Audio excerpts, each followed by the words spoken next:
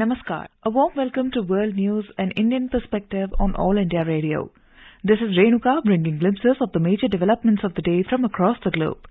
Over the next half an hour, we shall bring to you the latest from the world of politics, economy, sports, entertainment, and more. The headlines. India's space program gets a boost with the launch of PSLV C-55 from Sriharikota. India's External Affairs Minister Dr. Jaishankar holds bilateral discussions on the sidelines of India-CARICOM meeting. Sudan's army to evacuate diplomats and citizens from other countries amidst gunfires and airstrikes. India climbed 16 places on World Bank's Logistics Performance Index to be at 38th spot. India celebrates the festival of Eid with enthusiasm. Prime Minister, President and Vice President extend greetings to the countrymen. Ace archers Jyoti Surekha Venam and Ojas Praveen Deotale clinched gold at Archery World Cup in Turkey. And in IPL, Mumbai Indian and Punjab Kings is playing and the match on the way. India's Prime Minister Narendra Modi has extended greetings to the people on the occasion of Eid al-Fitr. In a tweet, Mr. Modi hoped that the spirit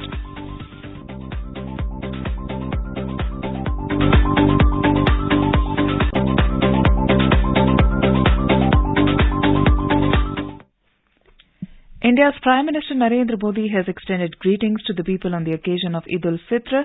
In a tweet, Mr. Modi hoped that the spirit of harmony and compassion will be furthered in the society on the occasion. He also prayed for everyone's wonderful health and well-being. President of India, Draupadi Murmu, has extended her greetings to the citizens on the occasion of Eid al-Fitr. In a tweet, Ms. Murmu said, "Eid, the festival of love and compassion, gives us the message of helping others." On the occasion, she appealed to all the people to take a pledge to move forward on the path of promoting brotherhood and mutual harmony in society.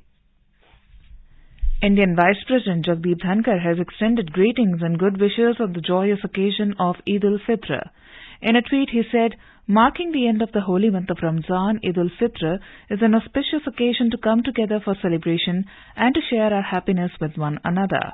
He said, "As we mark this day with joy and gratitude, we should remember the values of compassion, generosity, and unity that are at the heart of this festival." The Vice President appealed to the people to continue to build bridges of solidarity and rededicate themselves to the service of humanity. Sudan's army today said it had agreed to help evacuate foreign nationals as gunfire and airstrikes echoed across Khartoum. A statement from the Sudan Army Chief, Fatah al-Burhan, said the United States, Britain, France and China would evacuate diplomats and the other nationals from Khartoum in the coming hours on board military transport planes from the capital, Khartoum. Burhan said the army was providing safe pathways, but that some airports, including in Khartoum and Darfur's largest city, Nyala, were still problematic. Previous plans to evacuate foreign nationals have not been implemented because of safety fears. Hundreds of people have been killed in a week of fighting across the country. Saudi Arabia has also announced that it is arranging the evacuation of Saudi citizens and nationals of brotherly countries from Sudan. The Sudanese army said Saudi Arabia's diplomatic mission had already been evacuated.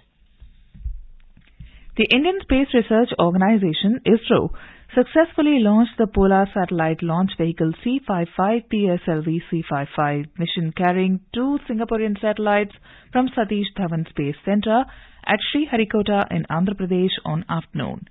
PSLV C-55 is a dedicated commercial PSLV mission of New Space India Limited, NSIL, which is the commercial arm of ISRO, for an international satellite customer. In a tweet, the ISRO said in a textbook launch, the vehicle placed Singapore's Teleos 2 as the primary satellite and Lumilite 4 as a co-passenger satellite precisely into their intended 586-kilometer circular orbit. It is the 57th flight of PSLV and the 16th mission of the PSLV Core Alone configuration PSLV-CA variant. This is the lightest version of PSLV.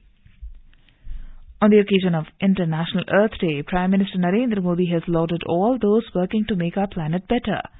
In a tweet, Mr. Modi said that India is committed to furthering sustainable development in line with our culture of living in harmony with nature.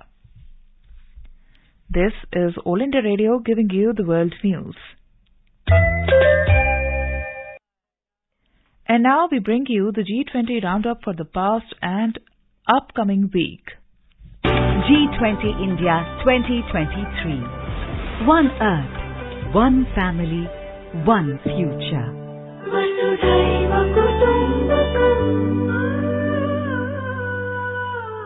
The meeting of agricultural chief scientists on sustainable agriculture and food system for healthy people and planet concluded successfully at Varanasi on Wednesday. About 80 delegates from G20 member states, invited guest countries, international organizations participated in the meeting. The discussions were focused on innovations and technological interventions for agri-food systems transformation, frontiers in science and technology for achieving food security and nutrition, biofortification in food crops for enhancing nutritional value, tropical seaweed farming for nutrition and blue growth, millets and other ancient grains international research initiative, Maharshi, One Health as an integrated and unifying approach, partnerships and strategies for coordinated action, transboundary pests and diseases, science and innovations for building resilient agri-food system, biological nitrification inhibition. On the sidelines of G20 MACS, bilateral meetings were held with France, United Kingdom, Argentina and Germany for future collaboration in agriculture research.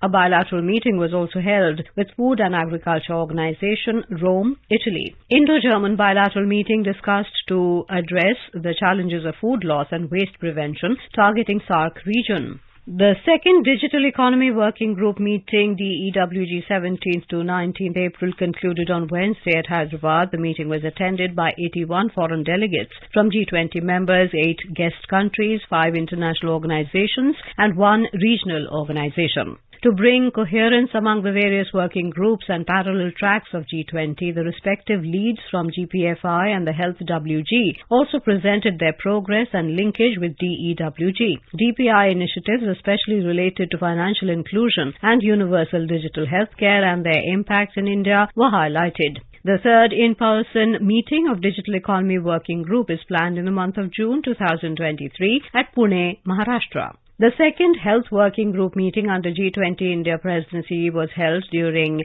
17th to 19th April 2023 in Goa. More than 180 delegates from 19 G20 member countries, 10 invited states, and 22 international organizations participated in the event. The second HWG meeting focused on thematic discussions on 3 priorities identified under the G20 Health Track. Priority 1, Health Emergencies Prevention, Preparedness and Response with focus on One Health and AMR. Priority 2, Strengthening Cooperation in Pharmaceutical Sector with focus on access and availability to safe, effective, quality and affordable medical countermeasures, vaccines, therapeutics and diagnostics. Priority 3, Digital Health Innovations and Solutions to aid universal health coverage and improve healthcare service delivery. A side event on digital health was also held on the sidelines of the second meeting of HWG at Goa, 18th to 19th April 2023.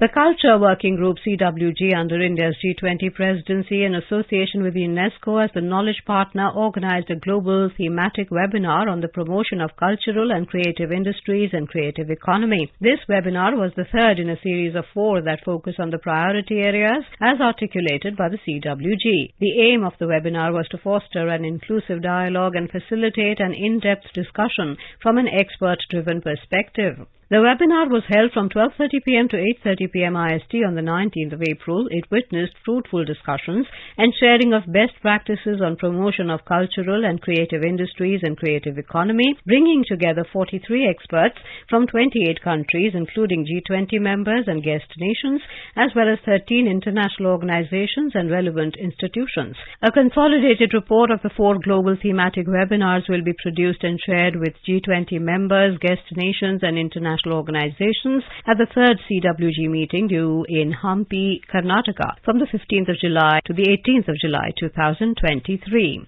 The Culture Working Group CWG under India's G20 presidency organized a global thematic webinar on leveraging digital technologies for the protection and promotion of culture. The webinar was the last in the series of 4 organized by the Ministry of Culture, Government of India, which is being facilitated by UNESCO Paris as a knowledge partner of CWG. The webinar was held from 12:30 p.m. to 8:30 p.m. IST on the 20th of April with the intent to foster an inclusive dialogue and initiate an in-depth discussion from an expert-driven perspective on the priority area articulated by the CWG and supported by the G20 membership. The aim was to discuss the digital upskilling and capacity building of cultural practitioners and sharing of best practices to digitize cultural heritage assets for long-term preservation by experts from G20 members, guest nations and relevant international organizations.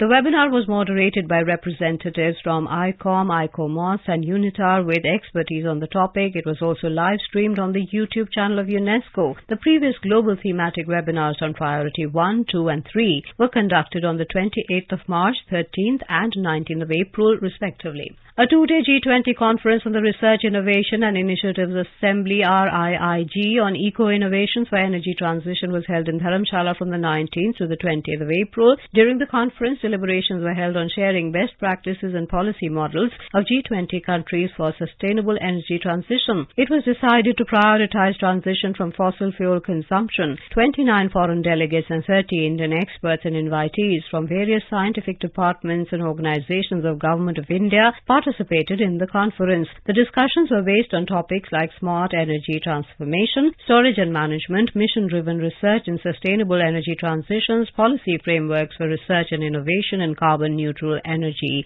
sources and green hydrogen, and cooperation among G20 members on specific thematic areas.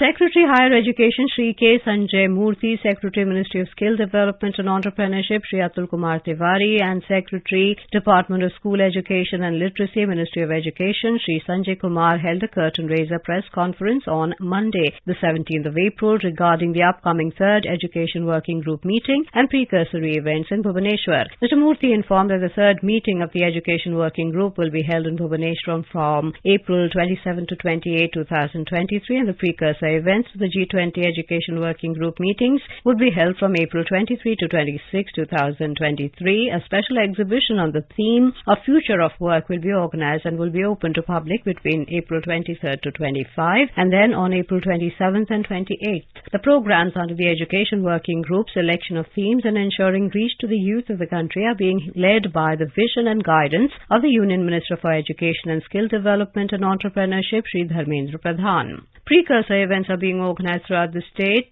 These week-long deliberations would focus on strengthening international collaboration and support in germinating a framework for Future of Work. A 6-day exhibition on the theme Future of Work as a side event to the 3rd Education Working Group meeting will be held from the 23rd of April to the 28th of April 2023 at CSIR IIMT grounds, except on the 26th of April. Secretary, Department of School Education and Literacy, Ministry of Education, Shri Sanjay Kumar on Monday addressed a press conference to inform about the side events that will take place alongside the 3rd meeting of the Education Working Group. He informed about the breakout session on integration of skills in school curriculum in the workshop on Future of Work between India and Singapore on the 25th of April of the Working Group meeting. The discussions will also be organized on equipping children with a range of future skills to set them on a course of lifelong learning. The Secretary also informed that as recommended under NEP 2020, exposure to skill education from Class 6 will be provided. It will be optional for Class 9th and 10th and compulsory for Class 11th and 12th. G20 India 2023. One Earth, one family, one future.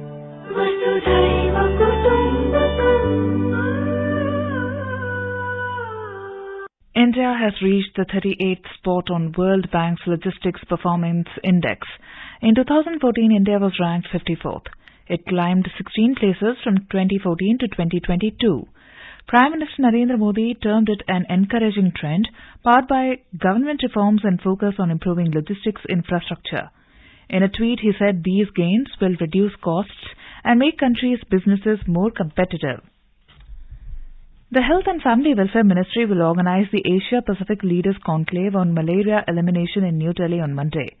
The conclave will provide a platform for leaders from the Asia-Pacific region to discuss ongoing efforts towards malaria elimination. The ministry said the conclave aims to reaffirm political commitment to galvanize action for malaria elimination by 2030. India has made remarkable progress towards malaria elimination in recent years and has been appreciated at the global level.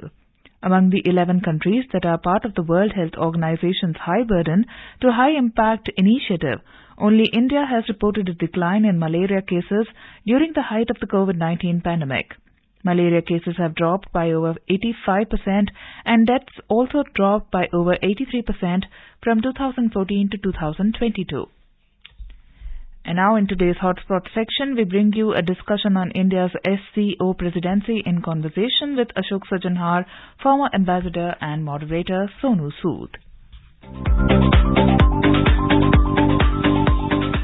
India joined the regional multi-nation grouping Shanghai Cooperation Organization SCO as a full-fledged member in 2017, and in September 2022 it was given the presidency of SCO for 1 year, which will go on till September 2023. To discuss the key aspects of India's presidency of this prestigious grouping, we have with us Mr. Ashok Sajanhar, former ambassador. Sir, a warm welcome to you from All India Radio. Thank you very much. Pleasure to be with you.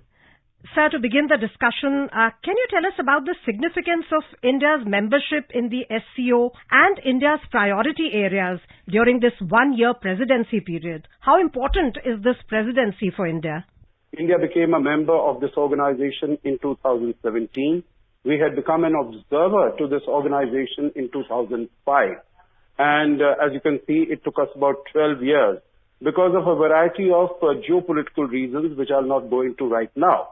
Now, Shanghai Cooperation Organization, in fact, started as what is known as a Shanghai Five in 1996 in the wake of the breakup of the Soviet Union. And then it became the Shanghai Cooperation Organization with 6 members, including Uzbekistan, in 2001. And India became a member in 2017.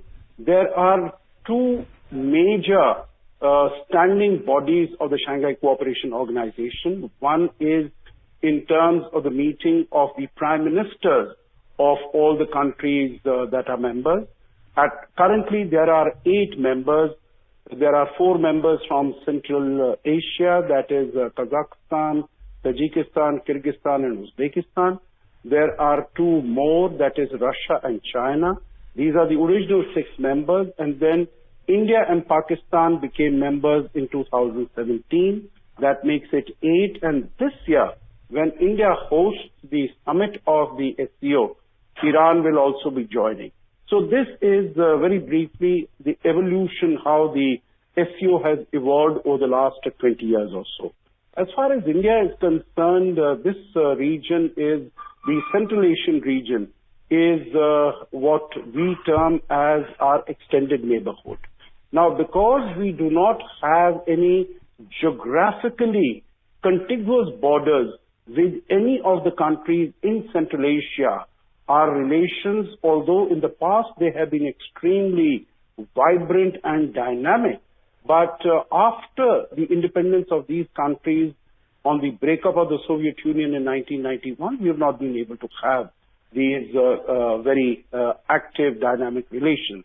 So, Shanghai Cooperation Organization is an entity, is an organization, is a platform on the basis of which we can advance our cooperation and we are also taking up a large number of connectivity projects.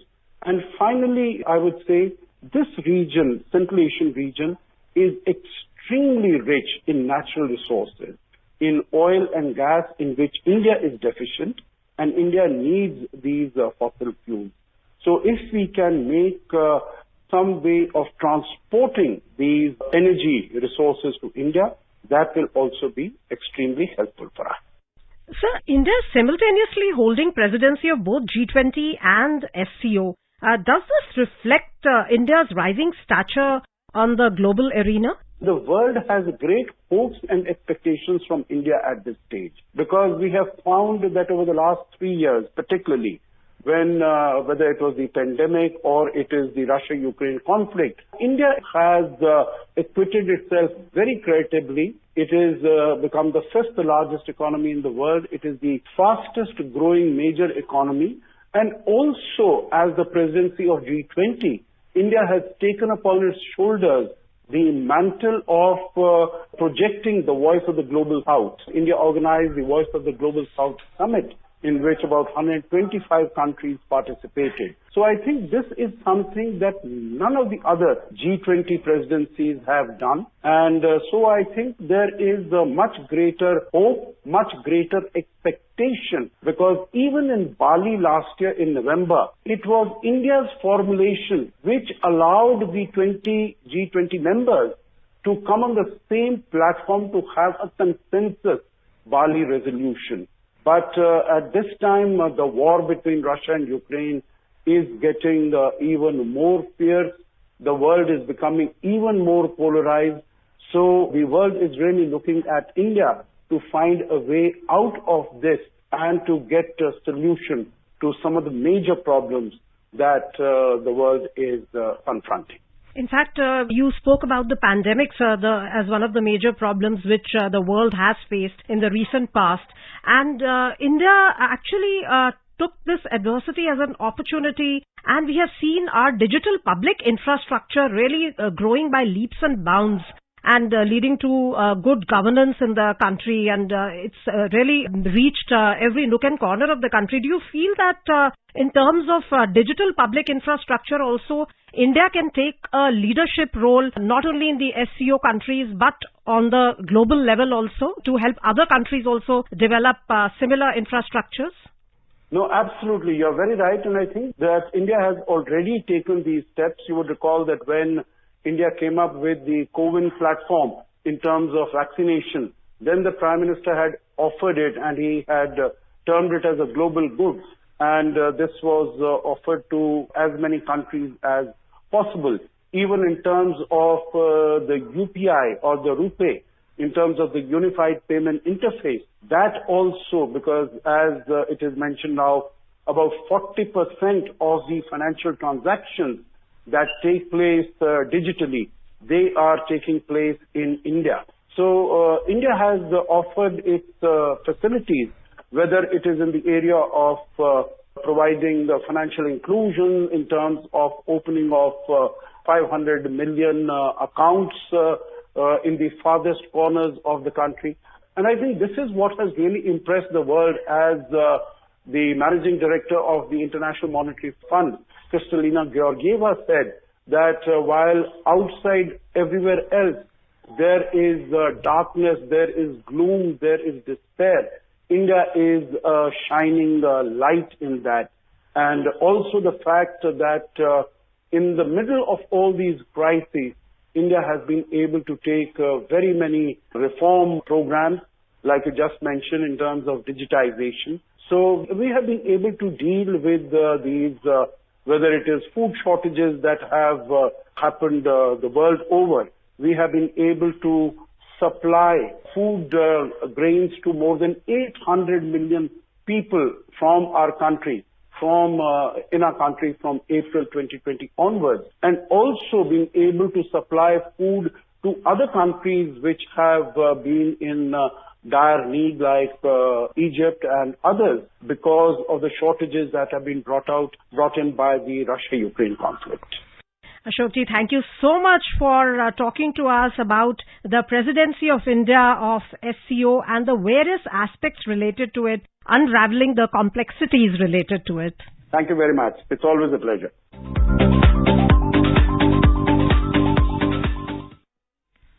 External Affairs Minister S. Jaishankar on Saturday held bilateral discussions with counterparts from several countries including Trinidad and Tobago and Jamaica.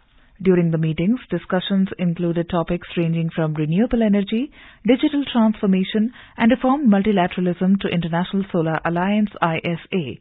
All these meetings were held on the sidelines of the India-CARICOM meeting during his Guyana visit. Mr. Jaishankar co-chaired the 4th India-CARICOM ministerial meeting with his Jamaican counterpart Kamina J. Smith on Friday. Mr. Jaishankar is on a 3-day official visit to Guyana. External Affairs Minister S. Jaishankar co-chaired the 4th India-CARICOM ministerial meeting in Guyana's capital of Georgetown. During the meeting on Friday, Mr. Jaishankar discussed a range of issues including trade, climate change and counter-terrorism with CARICOM ministers. In a series of tweets, the External Affairs Minister said during the meeting participating ministers discussed wide-ranging sectoral cooperation, including agriculture and food security, health and pharma and infrastructure. They also discussed energy and renewables, ICT and e-governance, development partnership and capacity building, higher education and culture. In the India-CARICOM ministerial meeting, it has been decided to hold the second Joint Commission meeting this year. Earlier on Friday, Jaishankar also met Secretary General of the Caribbean Community CARICOM, Dr. Carla Natalie Barnett, and exchanged views on intensifying India-CARICOM ties in international as well as new areas of cooperation. CARICOM is an intergovernmental organization that is a political and economic union of 15 member states throughout the Americas and the Atlantic Ocean. The Indian team of Jyoti Surekha Venom and Ojas Praveen Deotale outclassed Chen Yi Swan and Chen Qian-lun of Chinese Taipei 159-154 to win the mixed team gold at Archery World Cup 2023 Stage 1 in Antalya, Turkey on Saturday. This was also India's second ever World Cup gold medal in the mixed compound event. Jyoti and veteran Abhishek Verma had clinched their maiden gold in World Cup 3 in Paris 2022. The second-seeded Indian duo of Jyoti and 20-year-old Deotale dropped just 1 point only once in the final, and otherwise it would have been a perfect 160-160. In IPL cricket, Gujarat Titans defeated Lucknow Super Giants by 7 runs at Atal Bihari Vajpayee Ekana Cricket Stadium, Lucknow today. Chasing a target of 136 runs, Lucknow Super Giants scored 128 runs for the loss of 7 wickets in the stipulated 20 overs. With 12 runs required in the final over, Mohit Sharma bowled an excellent over as Lucknow Super Giants lost 4 wickets and managed just 4 runs in it. Opting to bat first after winning the toss, the Gujarat Titans made 135 runs for the loss of 6 wickets in the stipulated 20 overs. Hardik Pandya top scored for the team with 66 runs, while Ridhiman Saha made 47 runs.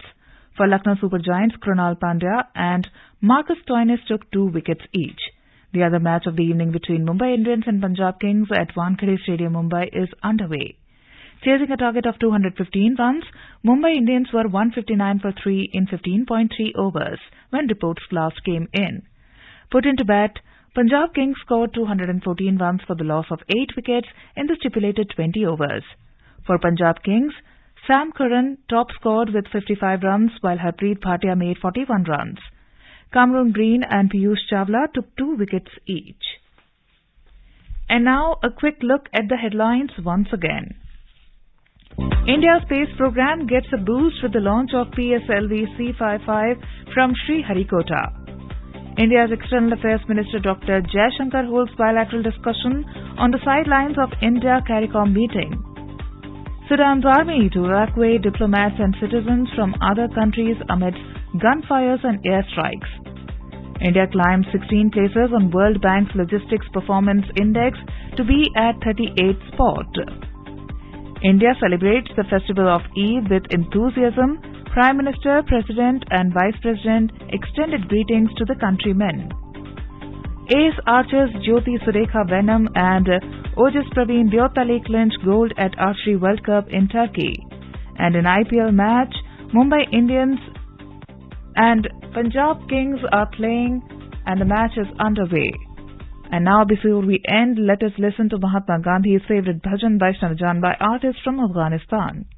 Vaishnav Jan to tene kahe je प्रीद पराई जाने रे पर दुख के उपकार करे तो ये मन अभिमान नाने रे सकल लोक मान सहुने वंदे निंदा न करे किने रे बाच खाच मन निश्चल राके धन धन जननी तेनी रे वैष्णवजन तो तेने And with that, we end this bulletin. We'll be back at the same time tomorrow with the next edition of World News.